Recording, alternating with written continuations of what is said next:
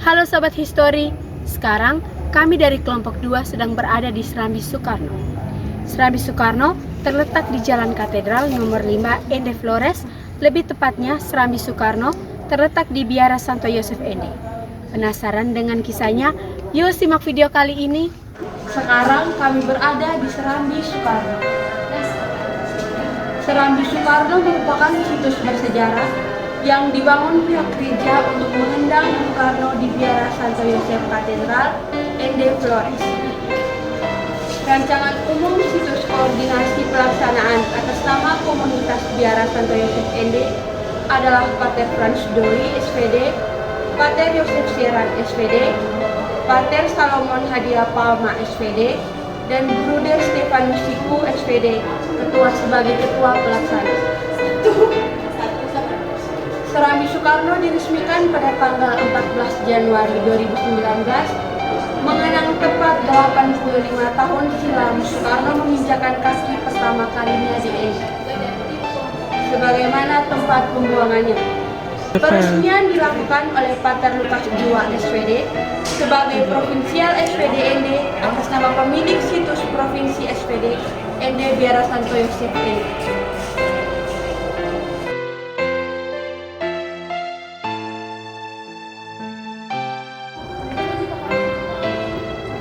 Dalam sejarahnya, sebagaimana tertulis dalam prasasti di tempat tersebut, di rumah biara tersebut, pemuda pejuang kemerdekaan Indonesia yaitu Soekarno, yang kemudian akrab disapa Bung Karno, selama masa pembuangannya di Ende pada 14 Januari 1934 sampai 18 Oktober 1938 telah mengisi waktu untuk membaca berbagai buku dan majalah. Selain itu, Bung Karno juga berkonsultasi tentang rencana dan jadwal pementasan tonil hasil karyanya, serta kerap bertukar pikiran dan berbincang-bincang dengan para biarawan, khususnya dua misioner asal Belanda, yaitu Pater Geraldus Huijintik dan Pater Johannes Bauma. Keduanya diketahui menaruh simpati pada cita-cita perjuangan Bung Karno. Keakraban dan persahabatan Bung Karno dengan kedua biarawan tersebut juga tampak pada sebuah lukisan di mana ketiganya digambarkan sedang berbincang sambil berjalan. Kedua biarawan tersebut sangat menghormati Bung Karno dan memanggilnya dengan sapaan Tuan Presiden, bahkan sebelum Bung Karno menjadi Presiden Republik Indonesia. Yuk, selanjutnya kita dengarkan penjelasan dari Pater Franz Doi. Soekarno itu umur 20-an, masih mahasiswa di Sulawesi. Dia jadi insinyur. Sudah itu dia menikah, ambil orang punya istri, janda. Ibu siapa istri pertamanya? Inggit.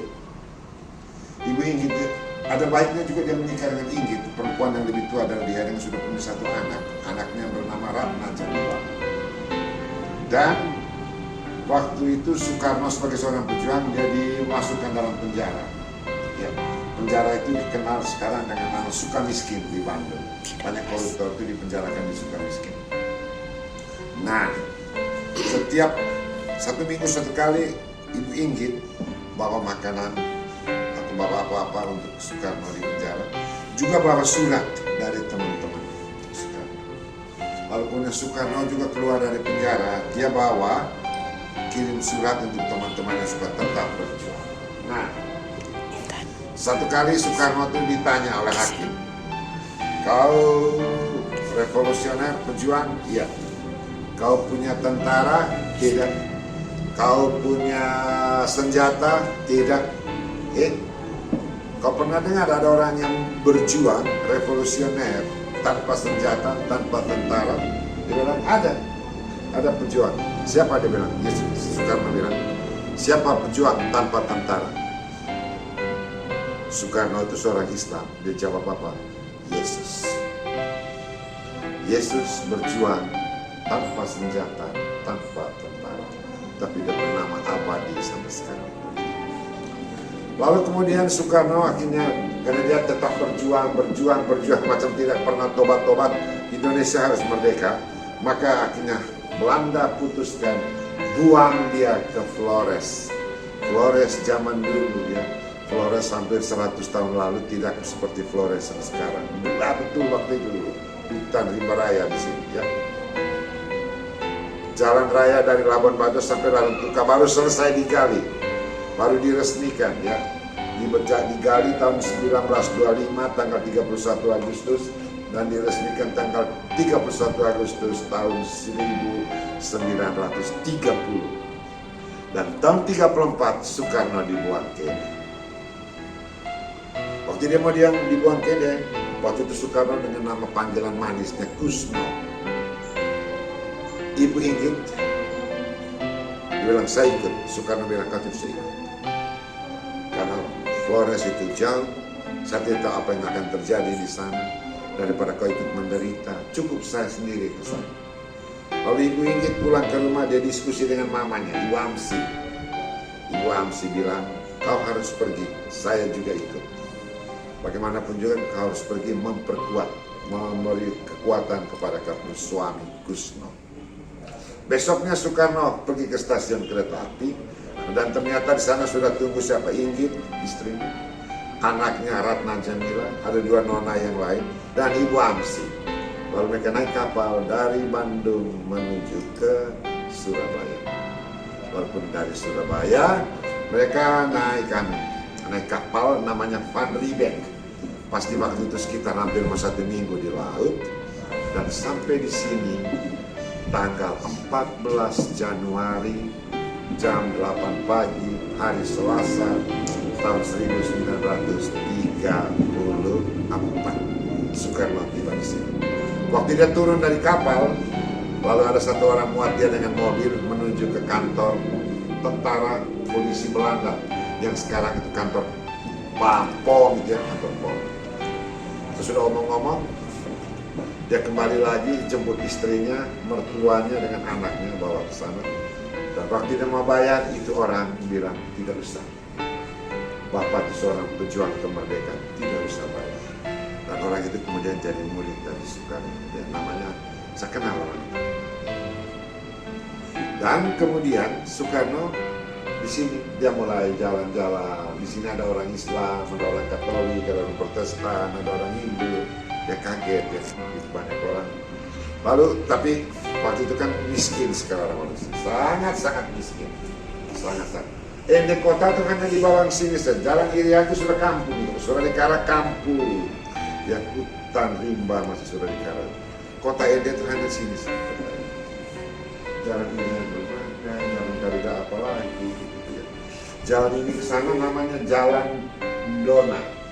Ya, jalan katedral itu namanya Jalan Dona. Terus jalan menuju Dona, Jalan Dona namanya. Bukan jalan katedral.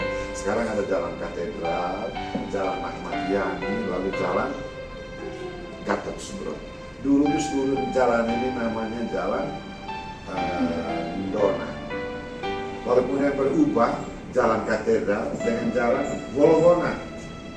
Lalu jalan Wolowona lagi dua kemudian. Waktu saya praktek di sini masih namanya Jalan Wolowona. Lalu kemudian jalan Ahmad Yani, lalu jalan Gatot Subroto. Nah, Soekarno apa tadi? Soekarno dibuang ke sini. Orang miskin, makan sederhana. Lalu kadang-kadang dia bawa makanannya, roti kan Belanda kasih. Dia jalan-jalan, pergi makan orang terima, tukar.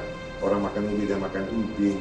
Lalu kemudian dia kasih roti, dikasih orang kampung di sekitar sini. Kemudian bulan Oktober, malaria. Anaknya Jamila Ratna kena malaria. Mertuanya Ibu Amsi kena malaria. Dan Ibu Amsi meninggal di atas pangkuan Soekarno dan Ibu Amsi tanggal 12 Februari 1934. Inggit tidak sampai hati melihat mamanya menghembuskan napas dingin.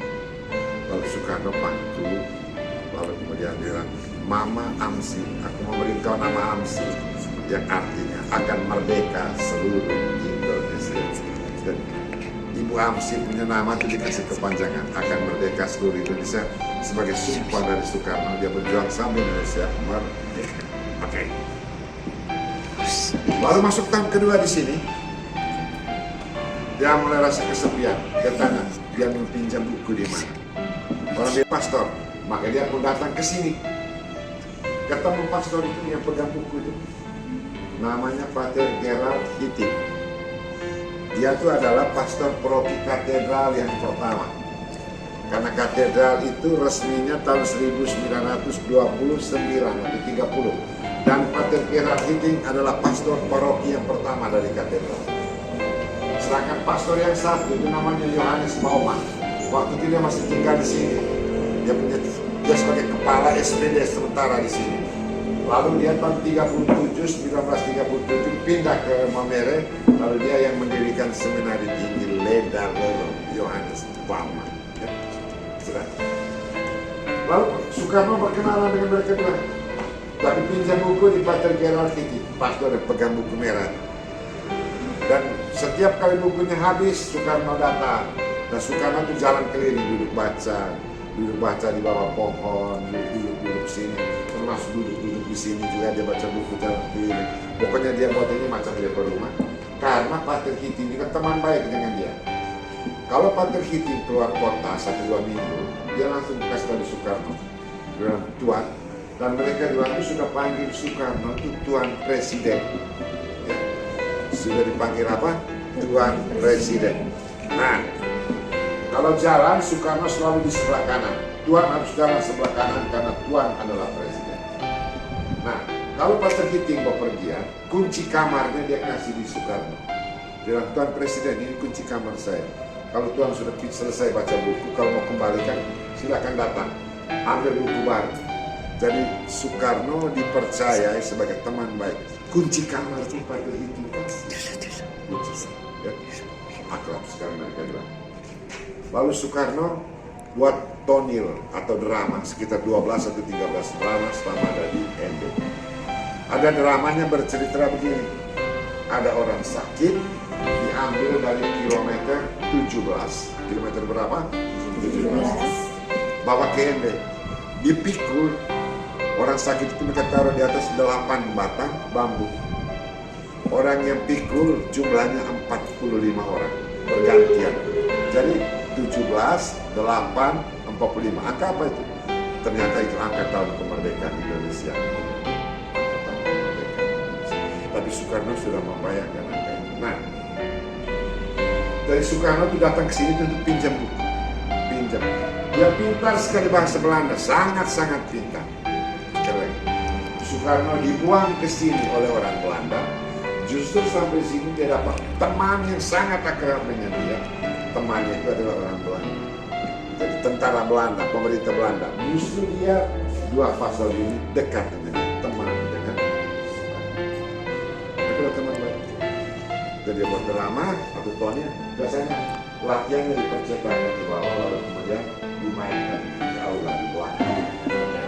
Itu tentang dia selalu datang ke sini. Karena itu maka kita kemarin. Karena mereka dua sudah teman baik, tanggal 18 Agustus tahun 1938, sesudah 4 tahun Soekarno ada di ND, dia ditarik lagi oleh tentara Belanda, penjajah Belanda, untuk dibuang ke Belitung, ya, dipenjarakan di Belitung. Waktu dia mau berangkat sorenya, dia datang pamit sama Pater Gerald Hiting, tapi Pater Gerald Hiting tidak. Maka Soekarno tinggalkan ND. Dia sedih sekali karena teman dekatnya Gerald Hiting tidak. Tahun 50 sebagai presiden, Soekarno datang ke ND. Dia cari, di mana satu teman dari satu pastor, Pater Gerald Hiting, Pater Hiting. Kalau ada maju ke depan, Pater Gerald masih ada. Dia maju ke panggung dari saya. Jadi sekarang saya sudah presiden. Tuhan mau apa dari saya? Dia bilang, saya ingin ini.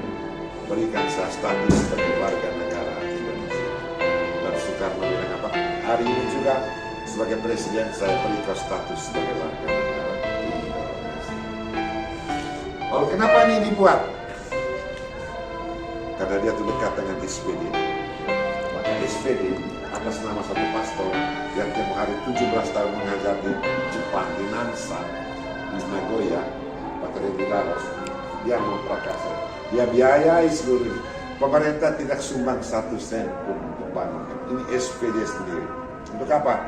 Mau menghormati Soekarno yang menjaga hubungan yang baik dengan misi, dengan SPD. Dan Soekarno yang begitu percaya kepada SPD, percaya kepada gereja, percaya kepada misi. Akrab sekali. Lalu sebagai penghargaan, karena Soekarno itu adalah seorang proklamator, seorang presiden pertama Indonesia, maka kita buat serambi Soekarno. Itu alasannya kita buat serambi Soekarno. Tanda terima kasih kepada Soekarno. Lalu kemudian Soekarno sebagai proklamator, Soekarno sebagai penggali Pancasila. Dari Pancasila itu bukan dia gali duduk di pantai di bawah pohon suku mengelamun tidur, tidak. Dia baca buku, dia merenungkan Pancasila di bawah. Dia merenung. Jadi situasi masyarakat di sini, dia lihat ada orang Katolik, ada orang Protestan, ada orang Islam, ada orang Hindu. Jadi kehidupan masyarakat di sini pada zaman itu menginspirasi dia untuk mendapat sila-sila dari Pancasila. Ya. Dia lihat bahwa orang-orang di sini hidup berdasarkan 5 sila Pancasila. Maka tugas kita sekarang ialah tunjukkan itu sebagai warga kota Ende, 5 sila dari Pancasila itu dihayati atau tidak. Karena dulu orang menghayatinya. Lalu Soekarno menemukan Pancasila itu dalam kehidupan orang-orang di Ende tahun 34. Apakah tahun 2023, 2024 itu kalau Soekarno datang, dia lihat orang Ende itu menghayati Pancasila atau tidak? Begitu kira-kira. Dari Pancasila itu dia kuat baca buku. Makanya duduk di sini, sesudah dia baca buku, dia tahu sudah merenungkan Pancasila. Patung Soekarno ini adalah patung yang paling mirip sudah. Kamu lihat patung ini dibuat oleh orang Ende, orang Batu Neso, Beni. Patung Soekarno, gambar Soekarno selalu topinya miring ke kiri. Bagian kiri itu dekat ke alis mata, bagian kanan agak ke atas ya. Coba lihat. Waktu kami sudah selesaikan ini, sudah pengertian, diresmikan itu pada tanggal 14 Januari 1919 mengenang 84 berapa? 83 tahun kan? Ya, Soekarno turun di Ende ya. Lalu Soekarno biasanya dulu naik di tangga itu dari bawah, masih gitu. Anak tangganya ada berapa? 45 ya. Belok ke sini 17 meter. Lebar ini 8 meter. Maka kalau baca dari sini 8, 17, 45 sama dengan tanggal kemerdekaan Indonesia. Jelas, itu saja kira-kira selesai. Sobat Histori, itu tadi sedikit kisah tentang Serambi Soekarno. Saya Intan Nuga dan tim kelompok 2 yang bertugas pamit undur diri. Sekian dari kami kelompok 2. Kami dari kelompok 2 pamit undur diri. Salam Pancasila, salam pencipta pahlawan utama. Engkau